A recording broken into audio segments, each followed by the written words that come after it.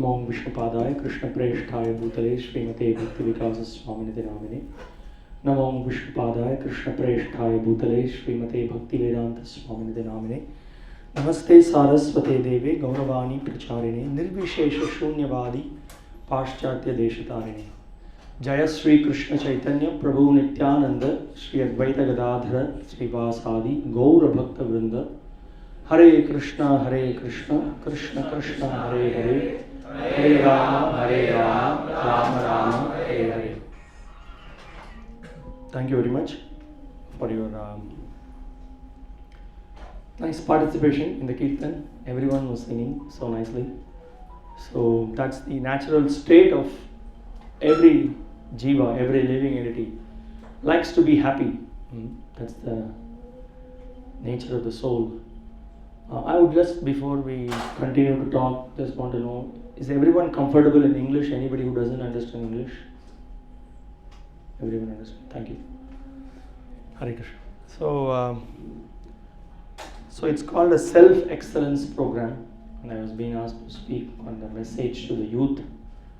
So before we continue to talk, we should know what is self. Without knowing self, there cannot be an excellence, isn't it? So we should be very clear of what is self. In fact, that is the first message that is given by the Supreme Lord Sri Krishna in the Bhagavad Gita. It's a very important message. Just with 2 lines of that verse, 99.9% of the problems in this world are solved. Krishna, he explains in the Bhagavad Gita, Dehinosmin yata dehe kaumaram yavvanam jara tata dehantara prapti dhiras tatra na muhyati. Krishna says that dhira, a sober person, is never disturbed by the change of the bodies. The soul, which is the living force, the soul refers to you, me, I. Wherever we see consciousness, that is referred to as the symptom of the soul. The soul travels, it changes body from boyhood to youth to old age. That's what Krishna says. Kaumaram yavanam jara.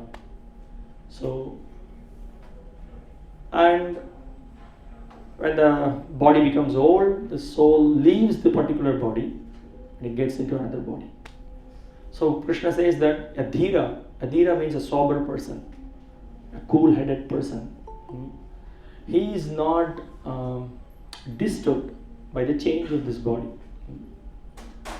And also Krishna, he explains that na jhayate mriyate va kadhachin naya bhutva bhavitavana bhuyah ajo nityam shashvato yang purano na hanyate hanyamane sharire. So this is again very amazing message from the Bhagavad Gita, which we are not aware of it unless we have read the Bhagavad Gita as it is, or if we have heard from Lord Krishna's bona fide representatives. We are all in illusion. We are all thinking that we have somehow or other, we have got a human life, and this is the only life. Many of us have this idea. This is the only life. Try to grab it as much as possible and try to enjoy. Never know what's going to happen. And what we study in the schools and colleges, we think that we are a bunch of chemicals. We are a bunch of chemical combination, and everything will be finished after we die. But Krishna says that's not the case. In the Bhagavad Gita, Krishna says the soul neither has birth nor it has got death. And it is existing. It's primeval. It's everlasting. It's been existing from time immemorial. We cannot point out a date. The soul is eternal. We are eternal. When we say the soul is eternal, actually it's we are eternal. And we have been changing bodies one after the other. That's a very important message we get from the Bhagavad Gita. So there is neither birth for us nor death for us. Actually, when we hear this, it's such a relief for us, isn't it? But what are you speaking, sir? We are seeing every day there is a lot of birth and death, and whenever the sun rises and sun sets, the lifespan of a human being is reduced. Is it not a fact?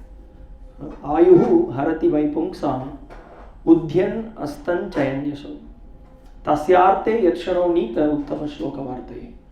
So the Bhagavatam says, Ayuhu harati. Ayuhu means the lifespan.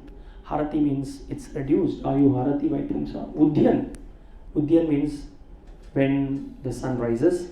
Astamana. When the sun sets, you look at the calendar, your lifespan is reduced. And we can see, many of us are worried, and as we become a little old, we think that, now we are in the youth body. Any of us want to be in this same situation, but it's not possible, isn't it? After 15 or 20 years, obviously our body becomes old. We have to buy, some of us buy the Godrej dye, and then we put various kind of dyeing, and then we are trying to cover up. Scientists are very seriously working in trying to, there is a process called aging. They want to stop. A lot of, in the United States, we can see there are so many people who are a little foolish. They have invested a lot of money with so-called scientists and doctors, hoping that their body will be, they will now become old, and they really invested a lot of money on that. Anyway, it's a sidetrack point. There is a department called cryonics. This people, what they try to do is, there is one in Arizona, I think. There is one kind of a hospital or something. What they are sure that when you are almost on the verge of death or you are almost about to die, so they say that we will preserve your body. We will try to revive you in the same body. We will save you. They put some liquid nitrogen and huge amount of millions, so many dollars are being invested on that. There are only two places. One is in Arizona in US, another one is in Russia. So very big hospitals are very, very like multi-millionaires and everything. They invested a lot of money in trying to preserve their body. But it is foolishness. They do not know the difference between matter and spirit. Because that's what I'm trying to say. There is a message for youth. It's not only for youth. Everyone should hear this message that we are different from this body. We have got nothing to do with this body. The soul has got nothing to do with this body. This is what the first message Krishna is giving to Arjuna. It's a very important message. If we do not know this basic message, whatever that we do in our life, it's all a mess. So just for example, we all, many of you are definitely would have studied tried to solve mathematical problems, some formulas and so many things. At the beginning, let's say in some trying to solve some equation or something like that, you have to sometimes assume, okay, let's say x is equal to something. We assume and then we work out the problem, correct? Then for pages and pages you have put so many different kinds of steps. You have worked out so many logic, this and that, and then you are finished your exam, and then the teacher comes back and then gives the paper to you, and then there's a big shunya on the paper. He has just put a 0 for you, and then you are wondering what's wrong. All my steps, everything is right. See, this step is right, that step till the last, everything is correct. Why you? Yes, sir, but the very first assumption that you made, the assumption itself is completely wrong. Your steps, maybe you might have done all the steps properly, but as a result of your wrong assumption, what will be the result? When your assumption is wrong, what will be your result? It will be wrong.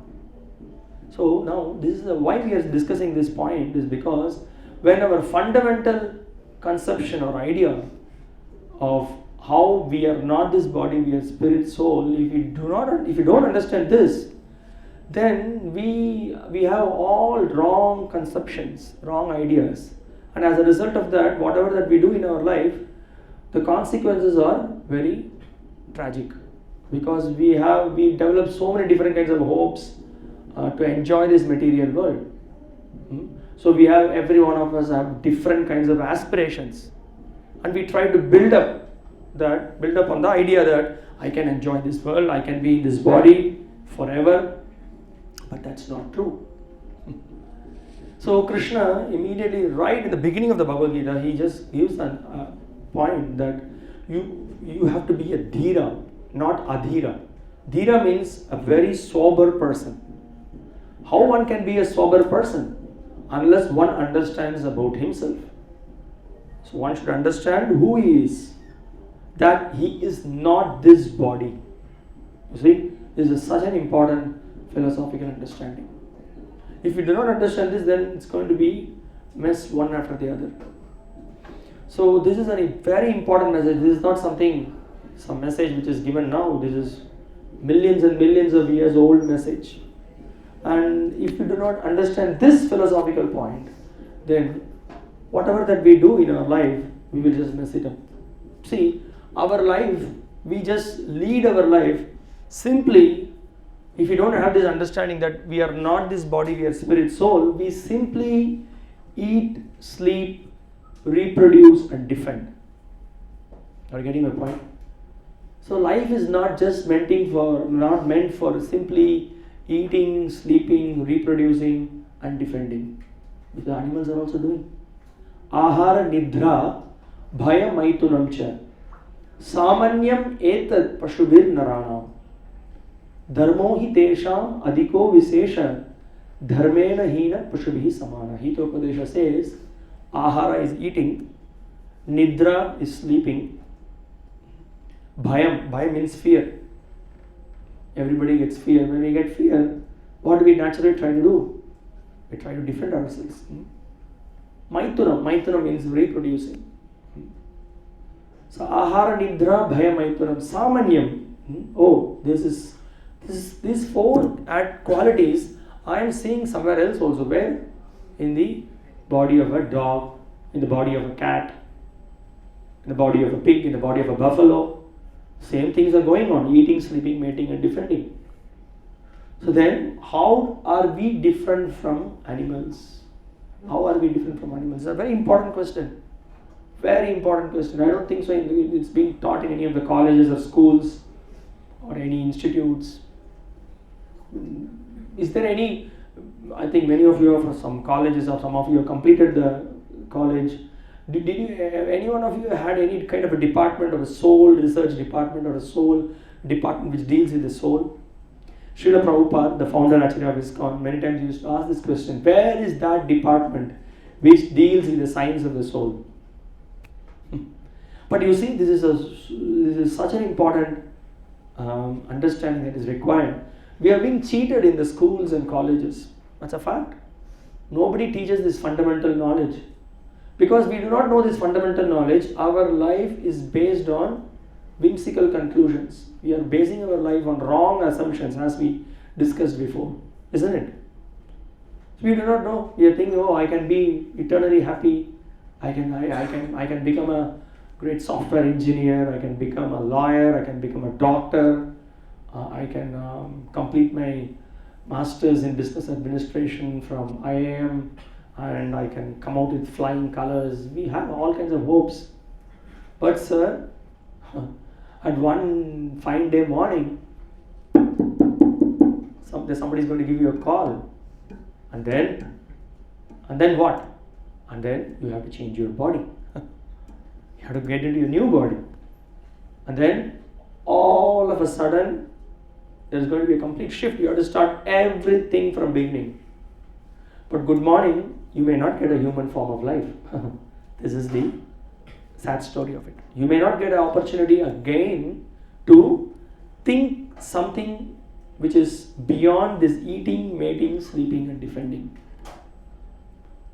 There is a higher purpose in life, in the human form of life. This you may not be aware in other bodies. For example, let's say in the body of a dog. Dog has got a very, every animal you can see, there is some special characteristics the Lord has invested in them. Dog can sniff things, right? From distance it can sniff and it can figure out. It's a very unique ability that the dog has got. Birds can fly. Some time back I was speaking to one of my friends. I want to fly. He said, no, you don't worry. You will get a body in which you can fly. The Lord has given the body of a bird, you can fly, but in the human form of life you cannot fly. Well, you may fly in an aeroplane, that's a different story. But so similarly, you can see the vultures. The vulture can from very high, quite a long distance from top. You know what it looks at? What vulture looks at? Do you know?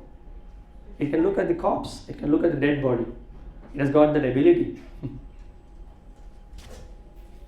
Fish can swim under the water, which we cannot. If we want to swim, we need a lot of gadgets, right? We need mask, we need oxygen. So what is it that the human beings are something special? What is it that we have with us? Let's say example, we can train a dog. Nowadays, this is the modern culture, right? Everybody has to have a dog. And they are very proud to walk with a dog, and the dog passes the stool and they have to collect it as well. Of course, in India we don't do it because wherever we can do, but in the West, in Europe and US, you can see they have to collect it. And you may train a dog. A dog can be given a training by which the dog can be made to pass stool only at one place. Like that you can train the dog. But can you train a dog or a buffalo or let's say whatever? Can you train them to ask this question, what happens to me after death? Why I have got this human form of life? Or can you take the dog, ask the dog to go to the temple and do puja, go for abhishek, go for worship? It's not possible. Dog cannot understand, does not have that consciousness which is elevated to that extent. Only the human beings can ask these questions and think. You may say, no, the dogs are intelligent. I just, some time back, maybe a couple of weeks back, I watched a video. Sorry, I did not have time. Otherwise, I can show you that video on the YouTube. A lady has trained a dog to solve mathematical problems. It's there on the YouTube. You can watch afterwards. You can say 2 into 3. You ask a question, what the dog does. They have trained the dog. The dog taps its feet on the ground. Like it says 6. And then 8 minus 4. And then it pats 4. So, amazing. See, the dog is been trained. That maybe you can train like that. That's all the dog can do. But the dog cannot understand what's going to happen to me after death. It cannot understand. It has no capacity. So the Vedic scriptures explains that this human form of life, what you have got, is very rare. So he says, Ahara nidra bhayamaitunamcha samanyam etat pashubir naranam dharmo hi tesham adhiko viseshaha. This is the point. Viseshaha means something very special quality the human beings are possessing. What is that? He can ask the question, who am I? Why I am born in Mumbai? Why my color is white, his color is black? Why am I suffering? Why I'm getting back pain? Why I'm getting neck pain? Why my hair is turning from black to white? Why am I suffering? These questions the human beings can ask and try to find a solution. Try to find solution for these problems. So that is why it said, Dharmo hi tesham adhiko viseshaha. What is my dharma? What is my real nature? Have you ever thought about it? Personally, to me, I would like to say that until I came in touch with the devotees and reading Srila Prabhupada's books, I never thought about it. I used to think why this thought process never came in me. Why am I suffering? Where am I heading to? What is going to happen to me after death? Or we do not even think about it. Why? Because we have been constantly bombarded with so many different kinds of information. What kind of, right from being in the mother's womb. Right from the mother's womb, somebody says, your son should become the one of the Navy specialist in Navy. Or he should become a very great astronaut. And then he said, my son should become a doctor. When the kid is not even born, he should become a doctor, he should become an astronaut, he should go to the US. And then what they have now they have kindergarten, pre-KG. That's what, right from the womb they are sending them to tutorials. They want to train the child like that. Simply in getting some mundane knowledge. Roti, kapra, makan. I'm from Tamil Nadu, I do not know Hindi, but I know these three words. Roti, kapra, makan. It's all about that. Simply to fill your belly and some clothing and shelter. And for that, and also everything has to be done in a very sophisticated way. You need to have, see how we have complicated our life. All kinds of information we are being bombarded with, different kinds of sports, all kinds of fashion shows, smartphones, and so many different kinds of sports news that we are hearing all the time. Information on sense gratification, simply to satisfy our senses. How to satisfy my eyes, how to satisfy my ears, how to satisfy my tongue, how to satisfy my sense of touch, how to satisfy my belly. We are just, all the information that we are being bombarded with are this. So where there is time for us to think anything out of this box, are you able to understand what I am saying? Where we have time, we are all the time just we are caught up into this. So then what happens, our intelligence, generally our intelligence is meant to ask questions of higher purpose, but our intelligence becomes very dull. This is the sad story of the modern age. So we are all part and parcel of the Lord. We are meant to be happy in serving the Lord. That is our real nature. But now we are conditioned by our senses. Our senses are pulling us in different directions. So there is no higher intelligence. There is no thought process that there is higher values in life. This is a problem. So that is why the Krishna himself in the Bhagavad Gita, he gives the instruction that any person who is considered to be intelligent, he doesn't waste his life simply in trying to gratify his senses. Yahi samsparshaja bhoga dukkha yonaya evate adhyantavanta kaunteya nateshu ramate buddha. Buddha means is an intelligent person. So the intelligent person, he doesn't waste his time in always trying to satisfy his senses. Why? Because he knows simply the senses, when it comes in touch with the sense objects, there is some kind of a temporary pleasure. It has a beginning and an end. This is what Krishna says. It has a beginning and an end. Sometimes we can see when you go to I'm not sure, previously, I'm from Chennai, we in the Marina Beach, we used to have the children, they used to have a bubble, They like to play with the bubble. And the bubble, it just comes out like this, and then within a short time, it's broken, correct? And then it's gone. So it's exactly, when you see the bubble, you just remember, that's how the pleasure in this material world. You try to get some kind of a pleasure, all kinds of pleasure that we are trying here in the material world. A pleasure through sports, through sex, through trying to satisfy our tongue, whatever it is, it's all temporary. Just comes and then it goes. And just for that, we are doing all of it. The human life is simply, all the energy is wasted in that.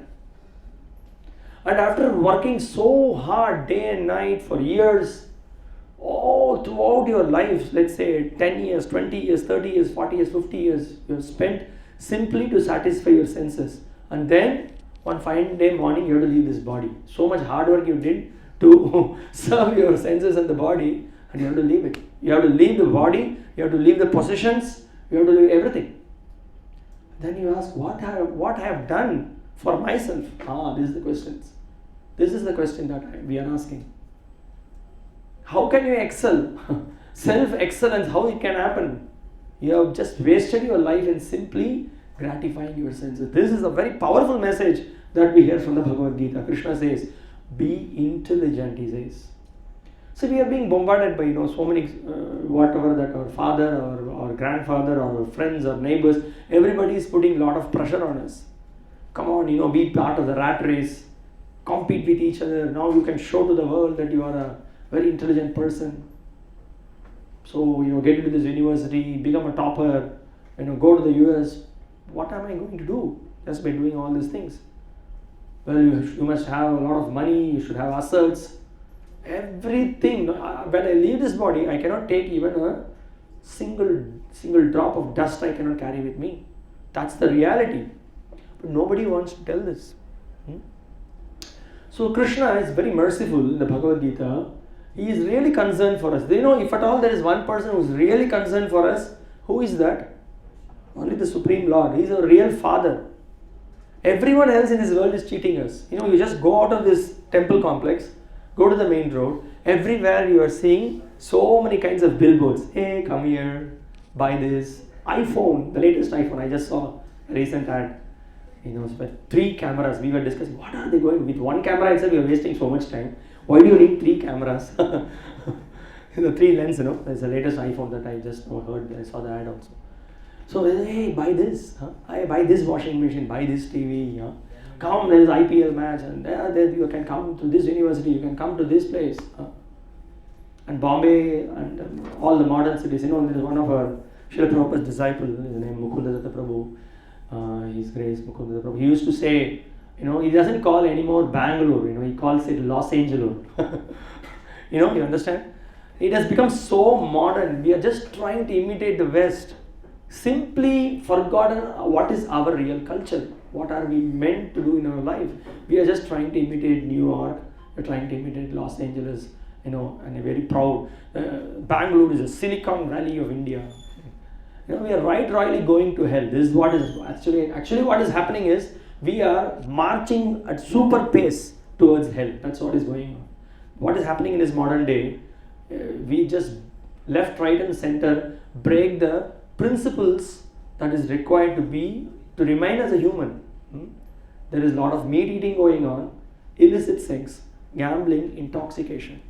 These are the obstacles in our path to be in the human form of life and excel in the human form of life, isn't it? Because this is breaking the pillars of religion. Satyam, to be truthful, and then Daya, to be merciful, and then Shaucham, to be always clean and pure, and then Tapa, to perform austerities. Everything is totally lost by breaking these 4 regulative principles. What are those? Why we call it regulative principles? We call it regulative principles because it really regulates our life. So when we are engaged in intoxication, we drink, then there is no question of being with some stable mind. So you can't perform any kind of tapasya, isn't it? Even just forget about spiritual life and all those things. Even to go and then study for some exam or whatever to perform an action, you should be little focused, you should be a little stable, which is not possible if you're going to engage in intoxication. Drinking, smoking, all this is not any kind of cultured life. So tapasya, you can't perform any tapasya. And then when you are engaged in gambling, you can't be truthful. So second pillar of religion is also gone. Then when you engage in illicit sex, then what happens?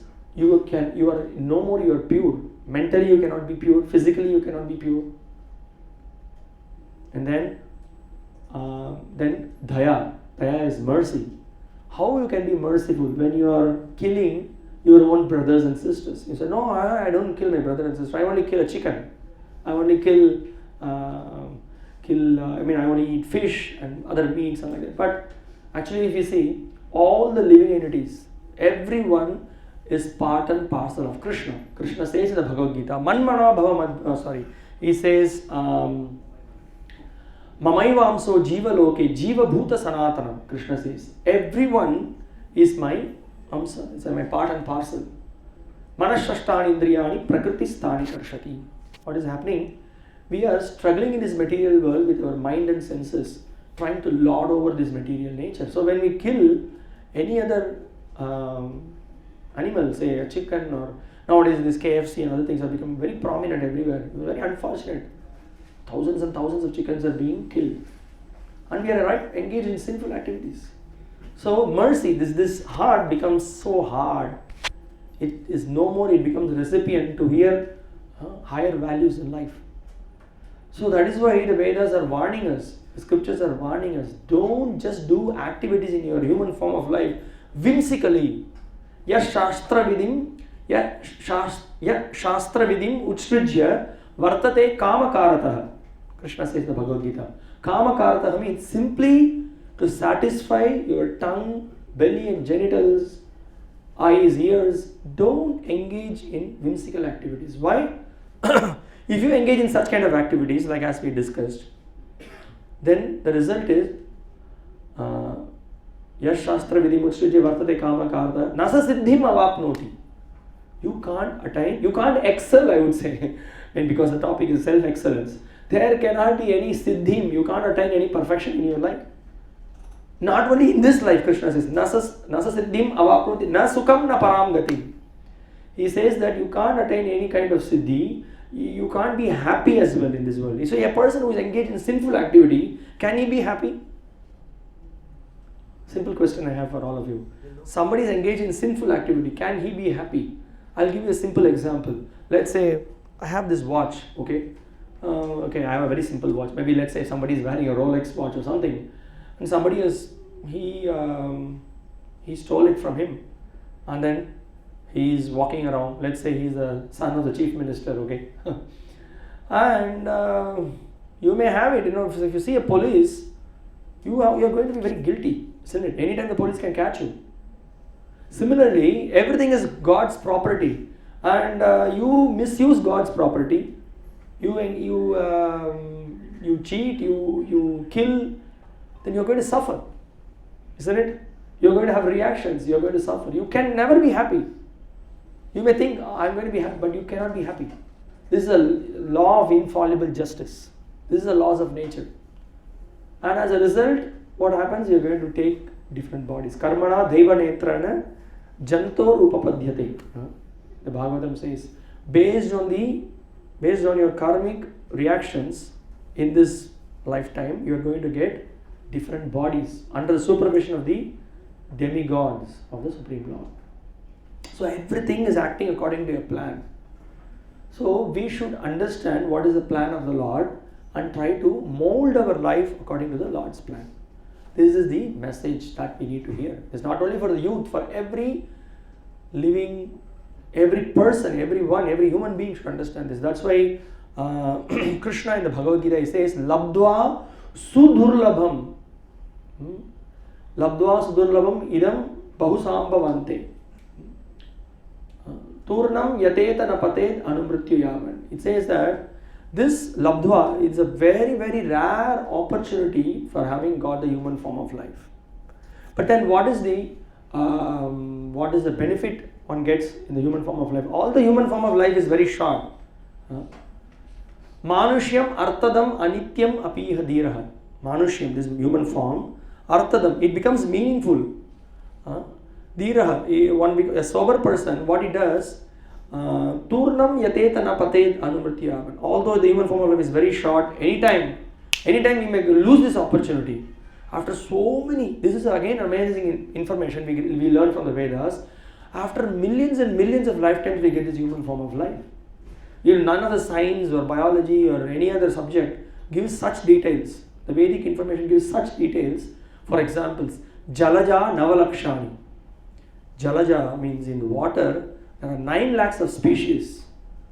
You can go to any zoologist or anybody, they do not know. But such a deep information is given in the Vedas. There are 9 lakh different species that lives in the water. Jalaja Navalakshani. Stavara Laksha Vimshati. There are 20 lakhs species of aquatics, of plants. Very varieties of plants. Parshvas Trimsha Lakshani. So there are about 30 lakhs species of different animals. Kramaya Rudra Samkyaka. There are 11 lakh species of insects and worms and like that. Pakshinam Dasalakshanam. There are 10 lakh species of birds, it is explained. Manushyanam Chatur Lakshanam. There are 4 lakh species of humans. 4 lakh species of humans are classified based on the different levels of consciousness. It's a very science, it's a great science, it's given in the Vedas. So So that's why the Vedas says, there are totally 84 lakh species of living various bodies. And we travel in various species. We have undergone all kinds of enjoyments in different bodies. All it ultimately simply boils down to eating, mating, sleeping, defending, as we spoke at the beginning. This is what it's all about. So, what is the point? Having got the human form of life, we should understand that we should not again degrade ourselves. Isn't it? So what is the point of our whole life? This is what the Vedas are saying. So be intelligent, be thoughtful, question yourself, what are you doing in your life? So sometimes we say, no, you please Shanti, sit down, think what you are doing in your life.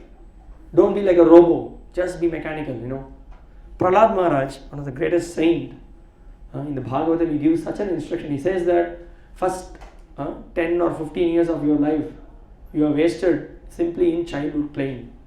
And then another 10 years, you just waste your time in all kinds of romantic affairs, afterwards you get married and then, you spend a lot of time on these things. And then, again, you maintain your life by getting married and then you're working for some time. And then, again, he says that 50 years of one's life is wasted in sleep. Correct? How many hours we sleep every day? 8 hours. There are many people who sleep for 10 hours, 12 hours. So there's a calculation. He says that half of our lifespan is lost in sleep.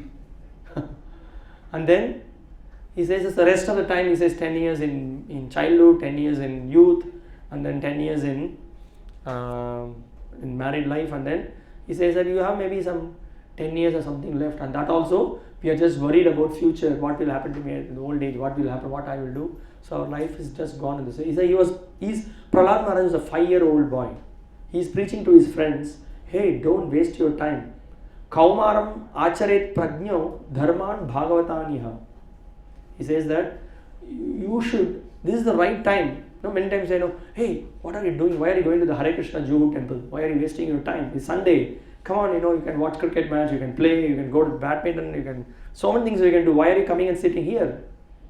So you have age, you have time for all these things. When you become 40, 50 at that time. But Prahlad, who is supposed to be a very intelligent and the most thoughtful person, he says that Kaumaram Acharit, Kaumara age, it begins at what? Do you know? Kaumara begins at the age of 5. We are all late. 5, at the age of 5, we should start in making these inquiries. Prahlad says, Kaumaram Acharit Prajño Dharman Bhagavataniha. He says that Durlabam Manusha Janma Tadapyadruvam Artadam. So Durlabam, again he says, again very rare, this human form of life that we have got, it's very, very rare. So make it meaningful, don't waste your life, he says.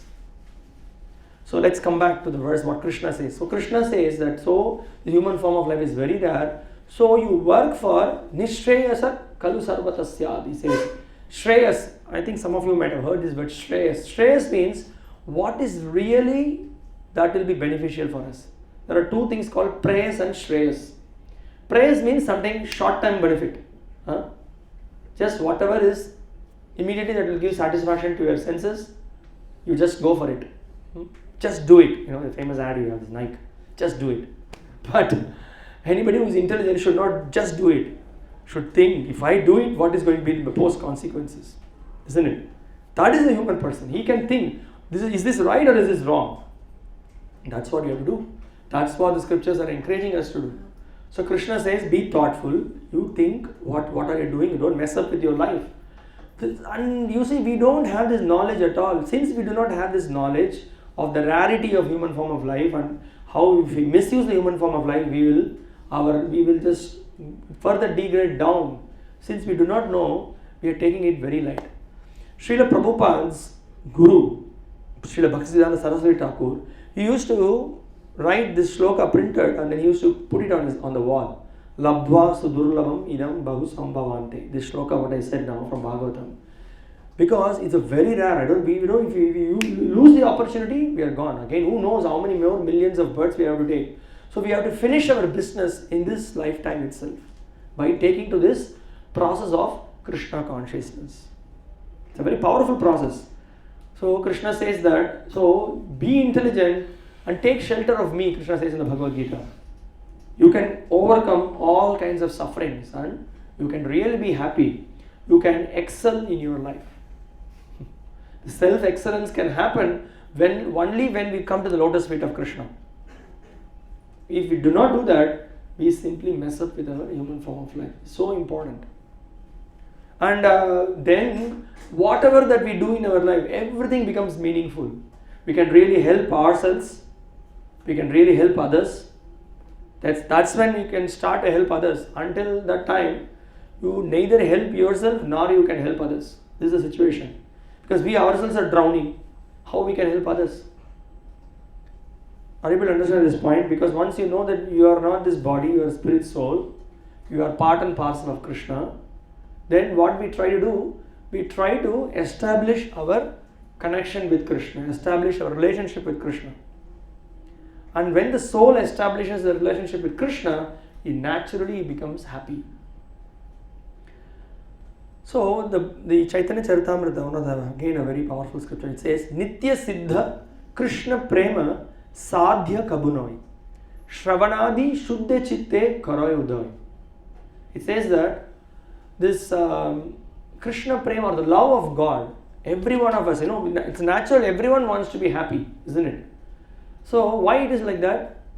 That is a natural condition of the soul. Because Krishna, He is always happy. Supreme Lord is always happy. We being His part and parcel, we also want to be happy and we are looking for that happiness everywhere. Anandamayo Abhyasa, the Vedanta Sutra says. We are always hankering for Ananda. So, Krishna is happy, Krishna is always blissful. So, we being His part and parcel, we also want to be blissful, but we do not know how to be blissful. This is our problem. And the scriptures explain that Nitya Siddha Krishna Prema Sadhya Kabunoi. So, he says that this love for God is naturally hidden it's actually hidden in our heart. It's dormant, it's covered now. So, but there is a process by which we can revive that dormant love for God. Oh, that's interesting. What is that process? How do we revive that? I'll just give you a simple example. You have yogurt, you have curd, okay? And nowadays, many of us do not know, we being the part of the modern age. Previously, they used to churn the butter, from the yogurt they will churn and you get the butter. When you just look at the yogurt, can you see the butter in it? You cannot see. But the process of churning is required. You continuously churn, put little water and then churn in the morning. Then after some time, the butter comes out. Similarly, by the process of Shravanam and Kirtanam, Nitya Siddha Krishna Prema Sadhya Kabunoi, Shravanadi Shuddha Chitte. Citta, the heart, becomes purified. When the heart is purified, by what? Shravanam and Kirtanam. Hearing about Krishna and glorifying about Krishna. By hearing and glorifying about Krishna, then what happens? Then our heart becomes purified. That's why before starting the program, what we are doing? We are chanting the names of Krishna. We all take bath externally, isn't it? We put soap and everything, shampoo, whatever. And externally we are pure. But what about the internal purification? We have so much of dirt. Kama, Krodha, Lobha. Kama is lust, Krodha is anger. Lust, Kama, Krodha, Lobha is greed. Krishna says these three are the greatest enemies which takes us towards the hellish regions. Kama, Krodha, Lobha, Moha. Moha means you become illusion. Mada is you become mad. Matsarya is envy. All these things pollute our mind. Now, to get purified, to get rid of all these things, we cannot go to any medical shop or any doctor, anybody, nobody can give the medicine. The medicine is with the Supreme Lord Sri Krishna, in chanting His names, in engaging in His devotional service. In that way, we will be purified. So, our message is that the human form of life is very rare. We have to take shelter. We have to understand this and we should ask these questions. Why am I born? What is the purpose of my life? Who am I? What is my relationship with God? So we get the answers from the Bhagavad Gita. We are part and parcel of Krishna. We are not this body, we are spirit soul. We are meant to serve God. And in this present condition, we are like the fish out of water. When the fish is in the water, it is very happily swimming and it's very happy. But when the fish is out of water, you put the fish on the ground, and then you give the fish, puri, paneer sabji, you give rasamalai. Fish is not going to be happy. It's going to die soon. Better to put the fish back. Similarly, we are so foolishly trying for happiness in various ways. We can never be happy. So, the scriptures are giving us guidance. It is saying that better you take shelter of Krishna and his transcendental knowledge. That will save you from all the sufferings. Shravanadi Shuddhe Chitte Karai Udai. Udai means this is going to arise. What is going to arise? The love of God is going to arise. And when one experiences love of God, he will be the most happiest person in the world. Not only that, he will, after becoming happy, he will share this happiness to everyone else. That's what the great Acharya, Srila Prabhupada, the founder Acharya of ISKCON, he did. So this is a recommendation. So please continue to come for these programs. Try to hear this message of Krishna consciousness. Read Srila Prabhupada's books. Hear his lectures. And try to think and ask questions and to yourself and take up this path very seriously. Don't waste your time. Time is very short. Life is short and then we die. There's a proverb like this. So don't waste your time. We do not know what's going to happen the next moment, tomorrow, or we do not know what will happen. So better let us take, we have got this human form of life, let us surrender, let us serve Krishna and then be happy. Thank you very much. So we'll stop here. We will take, so the most important thing is we have to take up this message, we have to chant the names of Krishna, try to understand the philosophy. So many nice books by Srila Prabhupada has presented. Life comes from life, the science of self-realization, perfect questions, perfect answers. You must read these books and try to ask questions. Devotees are there to help you. It's such a great opportunity you have to mold your life in Krishna consciousness. So if you have some questions, we will take some 1 or 2, 3 questions and then we will do a short kirtan and we will wind up the program. Yes, oh we have another 10 minutes, yes, please. We will take some more questions, we have time, yeah. Yes, please.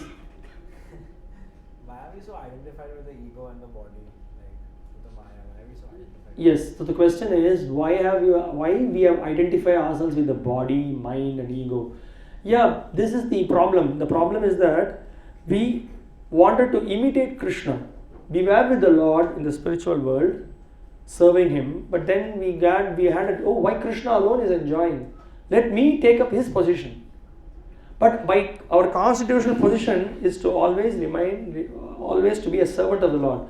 The moment we wanted to compete with the Lord, the moment we wanted to lord over the material nature, we left the spiritual world and came to the material world. And when we come to the material world, we have a different body. That body, we start identifying ourselves with this body, thinking ourselves to be this body.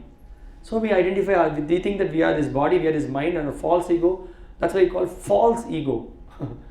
So we start to identify, we suffer in this material world. So Krishna very mercifully, he comes himself or he sends his devotees, he gives a message of Bhagavad Gita and other Bhagavatam and other books and saves us from this country. He says, hey, sleeping soul, wake up, uttishto, jagrata prapya, varannibodha.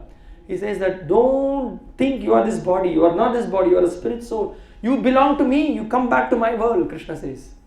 So in that way, we don't identify ourselves with this body, we don't identify ourselves with this mind. We know that I have got nothing to do with this matter or material world.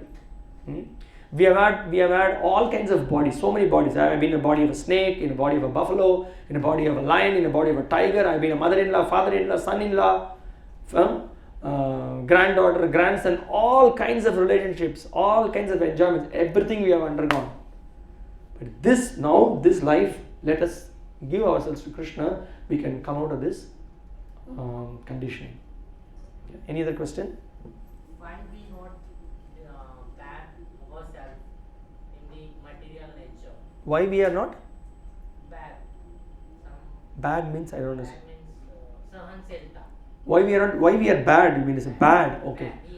Yeah, so that is the thing. We are, see, there are two things, okay? Either there is only two things in this material world. There is Krishna or Maya. So if we don't take shelter of Krishna, we will take shelter of Maya. Maya means identifying ourselves with this body, identifying ourselves, and naturally try to enjoy these senses in this material world. As a result of that, when we try to satisfy or simply satisfy our senses, then we may engage in any kind of sinful activities. The great personality, Rishabhadev, it is explained in the Bhagavatam, he is giving instructions to his sons. In one of the shlokas he says, Nunam pramatta kurute vikarma, yadindriya pritaya apranoti. He says that, Nunam pramatta kurute, one becomes blind and becomes mad simply in trying to satisfy his senses. So that's the reason. If you forget Krishna, there is only Maya, and you try to enjoy this material world, and you may even engage in sinful activities simply to satisfy your senses. So, if we take shelter of Krishna, if we take shelter of the Krishna's devotees, we will not engage ourselves in sinful activities. Because where there is sun, can there be darkness? Where there is sun, can there be darkness? Not possible.